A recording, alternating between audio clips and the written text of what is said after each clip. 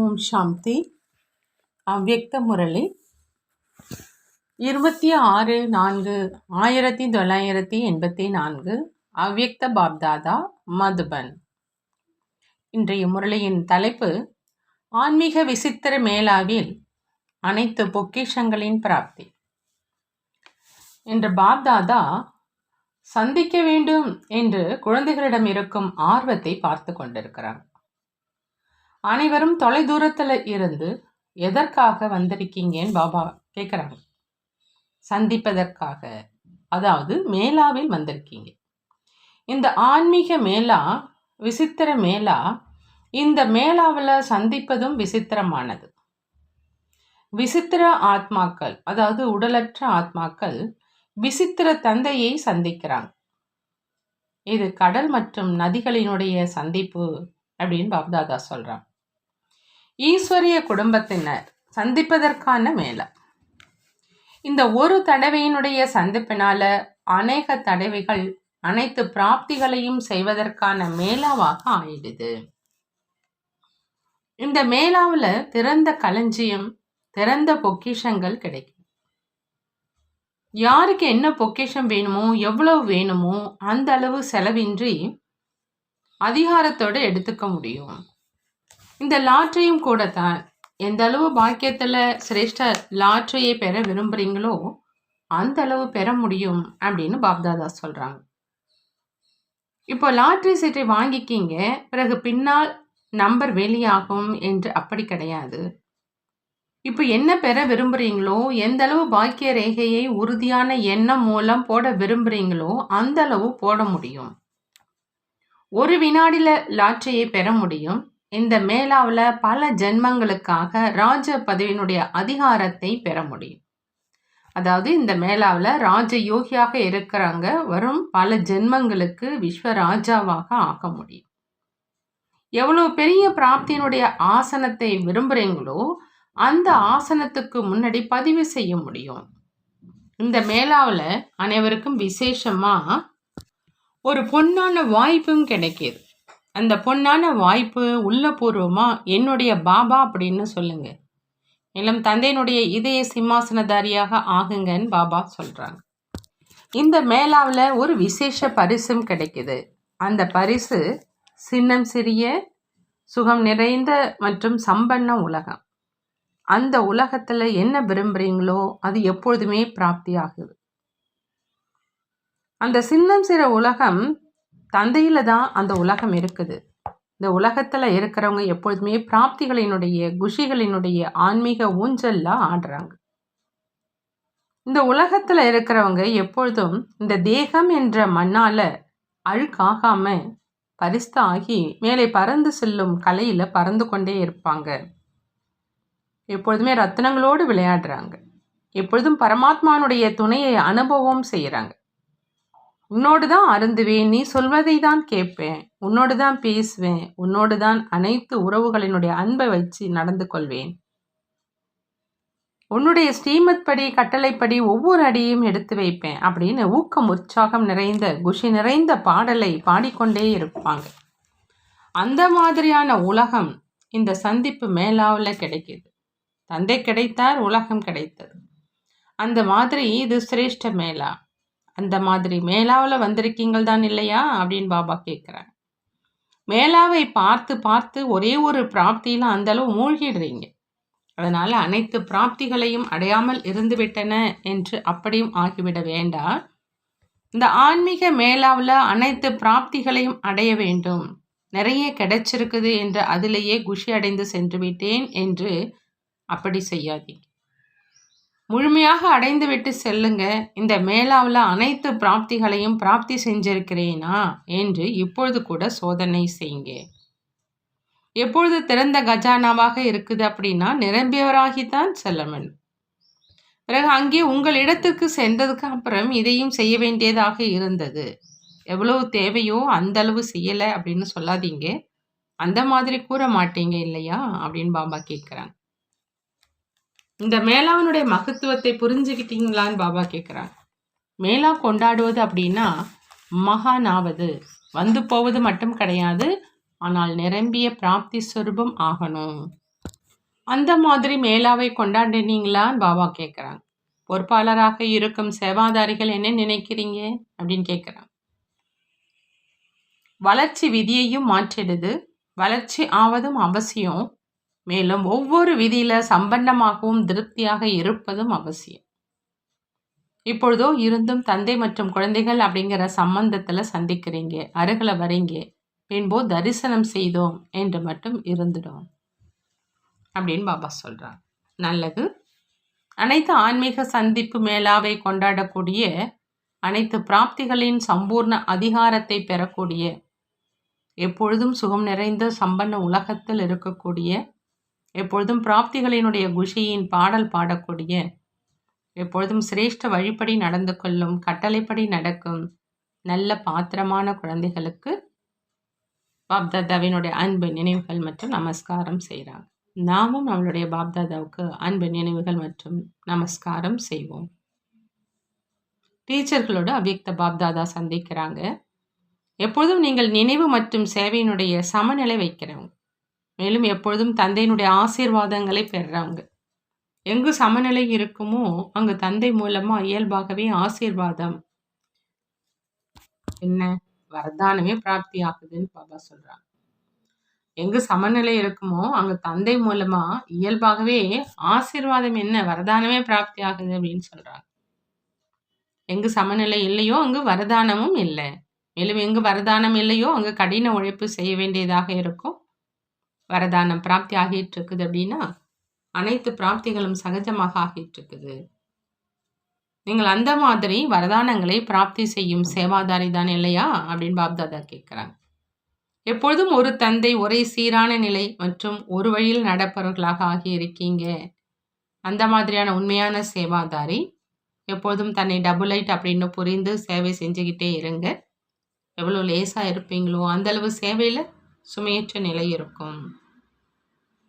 மேலும் எவ்வளவு சேவையில் லேசான நிலை வருமோ அந்த அளவு அனைவரும் சுலபமாகவே பறந்து செல்வாங்க, மற்றவர்களையும் பறக்க வைப்பாங்க. டபுளைட் ஆகி சேவை செய்வது, நினைவிலிருந்து சேவை செய்வது என்பதுதான் வெற்றிக்கான ஆதாரம். அந்த சேவையினுடைய பிரத்யட்ச பலன் அவசியம் கிடைக்குதுன்னு சொல்றாங்க பாப்தாதா. பாட்டிகளோடு அவ்யக்த பாப்தாதாவுடைய சந்திப்பு. சங்கம யுகம் எப்பொழுதும் அனைத்து பிராப்திகள் செய்வதற்கான யுகம். சங்கம யுகம் சிரேஷ்டமாக ஆவதற்கும் ஆக்குவதற்குமான யுகம். அந்த மாதிரி யுகத்துல தனது பங்கை செய்யக்கூடிய ஆத்மாக்கள் எவ்வளவு சிரேஷ்டமாக ஆகிவிட்டாங்க அப்படின்னா, நான் சங்கமேகத்தினுடைய சிரேஷ்ட ஆத்மா அப்படின்னு எப்பொழுதும் நினைவிருக்குதான்னு கேட்குறாங்க பாப்தாதா. அனைத்து பிராப்திகளினுடைய அனுபவம் ஆகுதா? தந்தையிடமிருந்து என்ன பிராப்தி ஆகுதோ அந்த பிராப்தியினுடைய ஆதாரத்துல சதா தன்னை சம்பன்னமான நிரம்பி ஆத்மா அப்படின்னு நினைக்கிறீங்களான்னு கேட்குறாங்க. அந்த அளவு நிரம்பி இருக்கணும். அதன் மூலம் நீங்களும் அறிந்து கொண்டே இருங்க, மேலும் மற்றவர்களுக்கும் கொடுங்க. எப்படி தந்தையை பற்றி களஞ்சியம் எப்பொழுதும் நிரம்பியே இருக்குது அப்படின்னு சொல்லுவாங்க, அதே மாதிரி குழந்தைகள் உங்களுடைய களஞ்சியமும் எப்பொழுதும் நிரம்பி இருக்குது, ஒருபொழுதும் காலியாக முடியாது. எந்த அளவு மற்றவர்களுக்கு கொடுப்பீங்களோ அந்த அளவு இன்னும் அதிகரிச்சுக்கிட்டே இருக்கும். சங்கமேகத்தினுடைய விசேஷமா என்ன இருக்குதோ அது உங்களுடைய விசேஷமாகவும் இருக்குது. நம்ம சங்கமயுகத்தினுடைய அனைத்து பிராப்தி சுரூப ஆத்மா அப்படிங்கிற அதே நினைவில் இருங்க. சங்கம யுகம் புருஷோத்தம யுகம். இந்த யுகத்தில் தனது வாழ்க்கை பங்கை செய்கிறவங்களும் புருஷோத்தமர்களாக ஆனாங்க இல்லையா? உலகத்தினுடைய அனைத்து ஆத்மாக்களும் உங்களினுடைய எதிரில் சாதாரணமானவங்க. நீங்கள் தெய்வீகமான மற்றும் விலகி இருக்கும் ஆத்மாக்கள். அவங்க அஞ்ஞானி, நீங்கள் ஞானி. அவங்க சூத்திரர்கள், நீங்கள் பிராமணர்கள். அவங்க துக்கமான உலகத்தை சேர்ந்தவங்க, மேலும் நீங்கள் சங்கமயுகத்தை சேர்ந்தவங்க. சங்கம யுகமும் சுகமான உலகம். எத்தனை துக்கங்கள்ல இருந்து காப்பாற்றப்பட்டுட்டீங்க. இப்போ இந்த உலகம் எவ்வளோ துக்கமானது அப்படின்னு சாட்சியாக இருந்து பார்க்குறீங்க.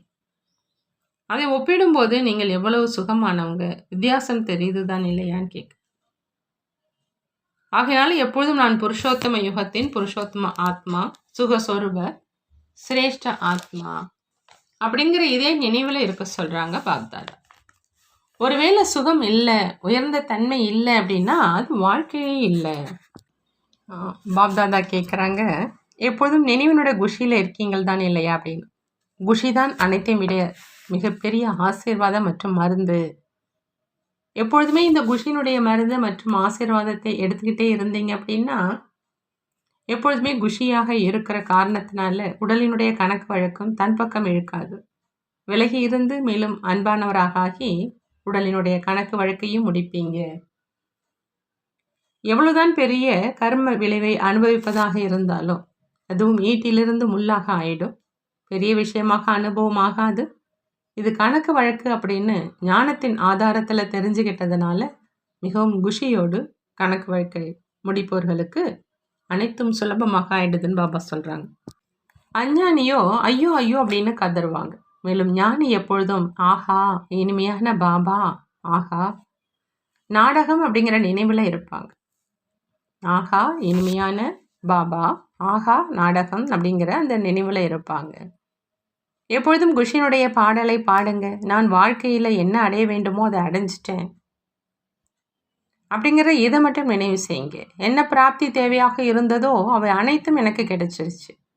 அனைத்து பிராப்திகளின் நிரம்பிய களஞ்சியம் எங்கு எப்பொழுதும் களஞ்சியம் நிரம்பியமாக இருக்குமோ அங்கே துக்கம் வேதனை அனைத்துமே முடிஞ்சிடும். எப்பொழுதும் தன்னுடைய பாக்கியத்தை பார்த்து ஆஹா என்னுடைய சிரேஷ்ட பாக்கியமே அப்படின்னு மகிழ்ச்சி அடைஞ்சிக்கிட்டே இருங்க. எப்பொழுதும் மனதால் இந்த பாடலை பாடிக்கிட்டே இருங்க. உங்களுக்கு எவ்வளோ பெரிய பாக்கியம் இருக்குது. உலகத்தினருக்கும் பாக்கியத்தில் குழந்தை கிடைக்கும், பணம் செல்வம் கிடைக்கும். ஆனால் இங்கே என்ன கிடைக்கிது? சுயம் பாக்கியத்தை உருவாக்குபவரே பாக்கியத்தில் கிடைச்சிடுறார். பாக்கியத்தை உருவாக்குபவரே என்னுடையவராக எப்பொழுதும் ஆகிறார். அப்படின்னா வேறு என்ன மிச்சம் இருக்குது? இந்த அனுபவம் இருக்குது இல்லையா அப்படின்னு பாபா கேட்குறாங்க. அங்கங்கே இருந்து கேள்விப்பட்டதனுடைய ஆதாரத்தில் மட்டும் நீங்கள் இந்த வாழ்க்கையில் சென்று கொண்டு இருக்கல. பெரியவர்கள் பாக்கியம் கிடைக்குது என்று சொல்கிறாங்க. மேலும் நீங்கள் இந்த வாழ்க்கையில் வந்துட்டீங்க என்பதை தான் அங்கு இங்கிருந்து கேள்விப்பட்டதனுடைய ஆதாரத்தில் செல்வது அப்படின்னு சொல்கிறது.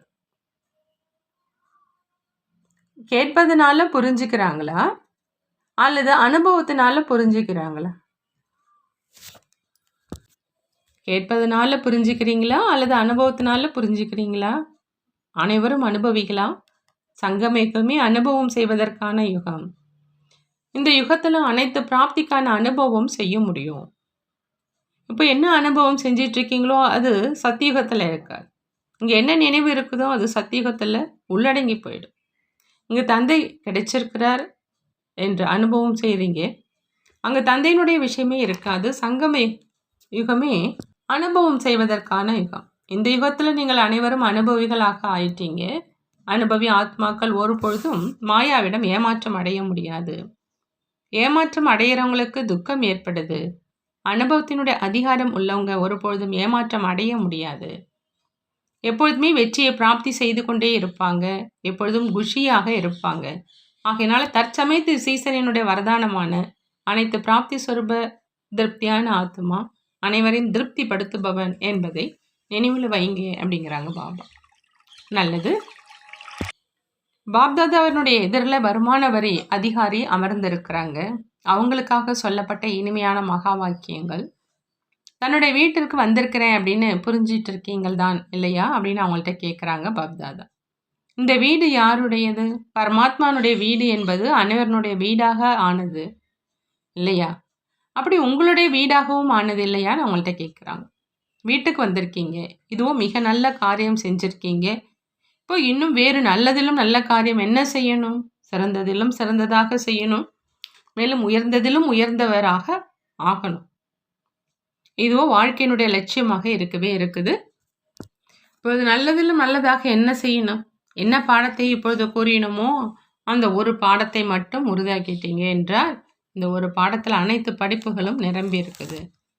இது அதிசயமான விஸ்வ வித்யாலயம். பார்ப்பதற்கு வீடாகவும் இருக்குது. ஆனால் தந்தை தான் சத்தியமான ஆசிரியர். வீடாகவும் இருக்குது, மேலும் வித்யாலயமாகவும் இருக்குது. ஆகினால சிலர் இது வீடா அல்லது வித்யாலயமா என்று புரிஞ்சிக்க முடியறதில்லை. ஆனால் வீடாகவும் இருக்குது, மேலும் வித்யாலயமாகவும் இருக்குது. ஏன்னா எது அனைத்தையும் விட உயர்ந்த பாடமோ அது இங்கு படிப்பிக்கப்படுது. கல்லூரியில் மற்றும் பள்ளியில் கற்பிப்பதற்கான லட்சியமாக என்ன இருக்கும்?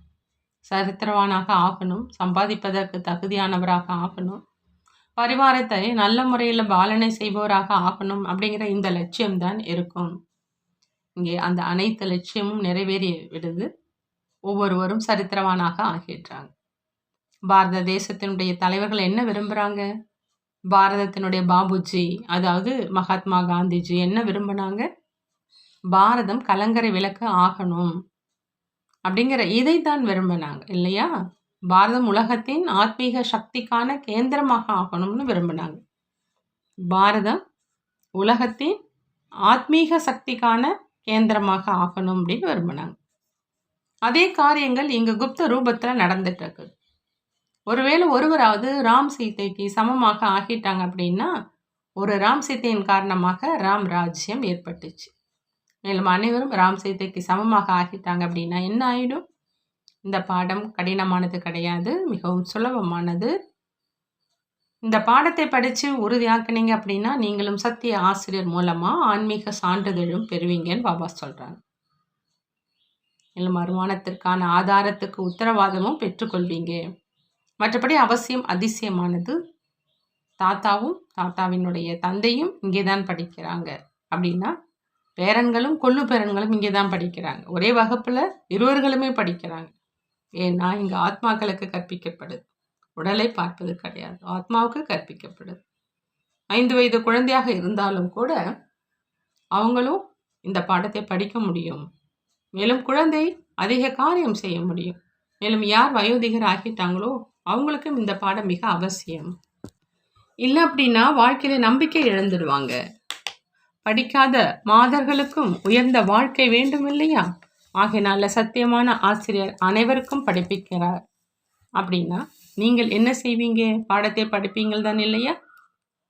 உங்களுக்கு தான் லாபமாக இருக்கும். யார் செய்வாங்களோ அவங்க அடைவாங்க. எவ்வளவு செய்வாங்களோ அந்த அளவு லாபம் இருக்கும். ஏன்னா இங்கு ஒன்றுக்கு பல கோடி மடங்கு பலனாக கிடைக்குது. அங்கு அழியக்கூடியதில் அந்த மாதிரி இல்லை. அழியாத படிப்பில் ஒன்றுக்கு பல மடங்கு ஆகிறது. ஏன்னா வள்ளல் இல்லையா அப்படின்னு பாபா கேட்குறாங்க. நல்லது. ராஜஸ்தான் மண்டலத்தோடு பாப்தாதாவினுடைய சந்திப்பு. ராஜஸ்தான் மண்டலத்தினுடைய விசேஷம் என்ன? ராஜஸ்தானில் தான் தலைமையகம் இருக்குது. எப்படி மண்டலத்துக்கு விசேஷம் இருக்குதோ அதே மாதிரி ராஜஸ்தான் நிவாசிகளுக்கும் விசேஷம் இருக்கும். இப்போ ஏதாவது விசேஷம் உடைய ஒரு வைரம் உருவாகணும், அல்லது நீங்களே விசேஷ வைரமா அப்படின்னு பாபா கேட்குறாங்க. நீங்களும் அனைவரையும் விட விசேஷமானவரே தான். ஆனால் சேவையின் கஷேத்திரத்தில் உலகத்தின் பார்வையில் யார் விசேஷமாக இருக்கிறாங்களோ அவங்களையும் சேவைக்கு பொறுப்பாளராக ஆக்கணும். அந்த மாதிரி சேவை செஞ்சுருக்கீங்களான்னு பாப்தாதா கேட்குறாங்க. ராஜஸ்தானும் அனைவரையும் விட நம்பர் 1 இருக்கணும். எண்ணிக்கையில், தரத்தில், சேவையினுடைய விசேஷத்தில், அப்படி அனைத்திலும் நம்பர் 1. தலைமையகமும் நம்பர் 1 தான். ஆனால் அதனுடைய பிரபாவம் முழு ராஜஸ்தானிலும் இருக்கணும். இப்போ நம்பர் 1 எண்ணிக்கையில் மகாராஷ்டிரா, குஜராத்தை சொல்கிறாங்க. இப்போ அனைவரையும் விட நம்பர் 1 ராஜஸ்தான் என்று எடுத்துக்கொள்ளணும். இப்போ இந்த வருடம் அதற்கான ஏற்பாடு செய்யுங்க. அடுத்த வருடம் மகாராஷ்டிரா மற்றும் குஜராத்தையும் விட நம்பர் 1 போகணும். நிச்சய புத்தி உடையவங்க வெற்றி அடைவாங்க. எத்தனை நல்ல நல்ல அனுபவி ரத்னங்கள் இருக்கிறாங்க. சேவையை முன்னேற்றி வளர செஞ்சீங்க அப்படின்னா அது அவசியம் வளர்ச்சி அடையும். நல்லது. வரதானம். பகவான் மற்றும் பாக்கியத்தின் நினைவின் மூலம் மற்றவர்களுக்கும் பாக்கியத்தை உருவாக்கக்கூடிய குஷி நிறைந்த அதிர்ஷ்டமிக்கவர் ஆகுக. குஷி நிறைந்த அதிர்ஷ்டமிக்கவராக ஆகணும் அப்படின்னா பாப்தாதா சொல்கிறாங்க, பகவான் மற்றும் பாக்கியத்தின் நினைவின் மூலமாக மற்றவங்களுக்கும் பாக்கியத்தை உருவாக்கணும். அமிர்த வேளையிலிருந்து இரவு வரை தன்னுடைய பலவிதமான பாக்கியத்தை நினைவில் கொண்டு வாங்க. மேலும் ஆஹா என்னுடைய சிரேஷ்ட பாக்கியமே அப்படிங்கிற இந்த பாடலை பாடிக்கிட்டே இருங்க. யார் பகவான் மற்றும் பாக்கியத்தின் நினைவில் இருக்கிறாங்களோ அவங்க தான் மற்றவர்களை பாக்கியவான் ஆக்க முடியும். பிராமணன் என்றாலே எப்பொழுதும் பாக்கியவான், எப்போதும் அதிர்ஷ்டம் நிறைந்தவங்க. பிராமண ஆத்மாவுடைய குஷியை குறைப்பதற்கு யாருக்கும் தைரியம் கிடையாது. நீங்கள் ஒவ்வொருவரும் குஷி நிறைந்தவங்க, அதிர்ஷ்டம் நிறைந்தவங்க. பாப்தாதா சொல்றாங்க, பிராமண வாழ்க்கையில குஷி இல்லாமல் ஆவது அசம்பவம். உடலே சென்று விட்டாலும் குஷி செல்ல முடியாதுன்னு பாபா சொல்றாங்க. ஸ்லோகன். மாயாவினுடைய ஊஞ்சலை விட்டுவிட்டு அதீந்திரிய சுகத்தினுடைய ஊஞ்சல்ல எப்பொழுதும் ஆடிக்கிட்டே இருங்க. மாயாவினுடைய ஊஞ்சலை விட்டுவிட்டு அதீந்திரிய சுகத்தினுடைய ஊஞ்சல்ல எப்பொழுதும் ஆடிக்கொண்டே இருங்கள். நல்லது. ஓம் சாந்தி. நன்றி பாபா. நன்றி.